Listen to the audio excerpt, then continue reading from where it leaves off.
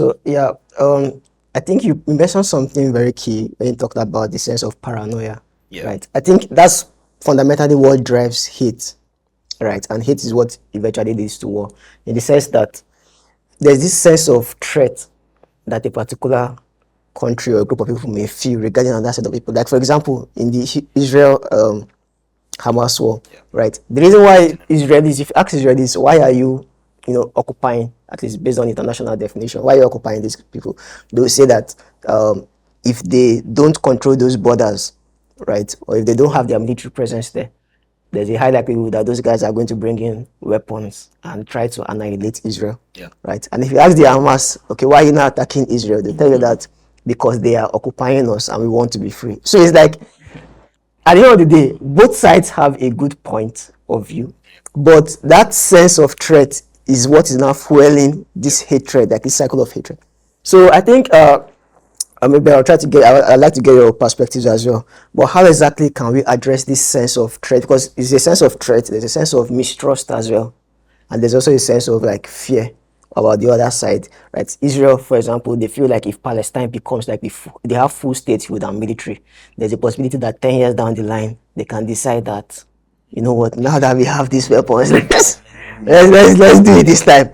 You get, so that sense of fear is always there, right? So is there a way, like as humans, or maybe like the United Nations, because we are not necessarily in the place of power now to Yeah. implement it. Maybe hopefully one day.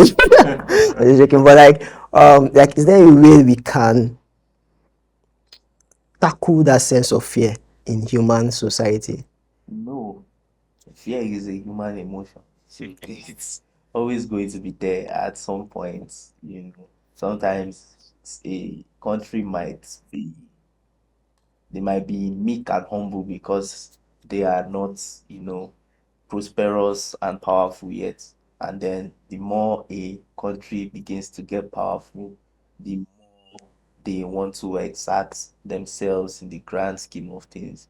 And some countries just believe that it's part of their, will I say, identity, or what they kept on being Yeah, told, that we are destined for greatness. We are destined to be the ultimate superpower. So you can't tell an American that uh, 5 years down the line, I want to challenge you and I'm going to be the new superpower. yeah, They are not going to let yeah, it go. Yeah. Just like the Soviets also believe they have a stake. The Chinese from 5,000 years ago believe that they are special people yeah, whose mantle in the world. In yeah, fact, they see it currently as this is the millennium of humiliation for them. And deep down, there is just this fervent belief that at some point they are going to gain ground. yeah. While there are some countries that feel like, okay, this period, um, especially maybe the Islamic countries in the Arab world, they feel like this century Islam has been really humiliated and all of that, and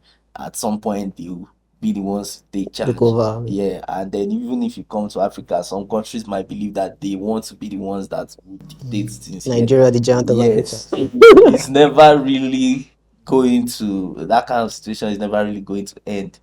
So it's more like there's this element of like human ego Yes, and human ego, nationalism, pride, mm, bitterness, fear, yeah. those things will come So, into but play. okay, yeah. So maybe in a generic, okay, but something you want to add to that? Yeah. So when you look at let's look at the aftermath of World War II, for instance, and there was this arms race in building nuclear weapon. But then it got to a point that after the Cold War, you know what? Let's drown all this nuclear weapon. How many people actually did that? Because this is the question. If you're going to start, say we have 10 each, all right? Somebody is going to have to destroy theirs first before the other. You don't do it simultaneously. Even when you say let's do it simultaneously, what is the guarantee that this other person is going to delete theirs?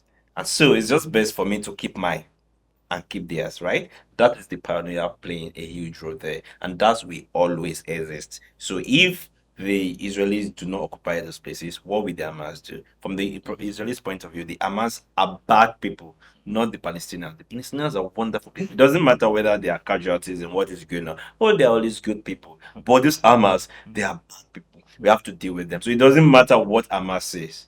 Even if Hamas says, you know what, okay, we are conceding with you guys, and Hamas don't actually go and concede to them. It's like, no, you're not. You're plotting something, even if they don't have good reasons to think that. And so I think those paranoia will always be there, and you can't just help it. And I think that's where deterrence come to play, to just play a way of trust. Okay, if you have yours and I have mine, and then let's see.